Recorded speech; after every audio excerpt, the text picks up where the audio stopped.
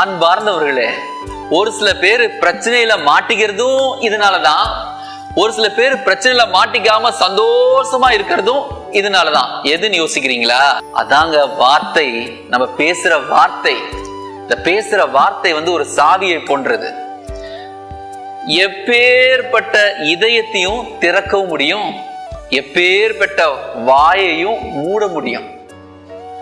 ஆக இந்த வார்த்தைங்கிற சாவியை நம்ம சரியா பயன்படுத்தல அப்படின்னா பிரச்சனையும் மனக்கசப்பும் தான்.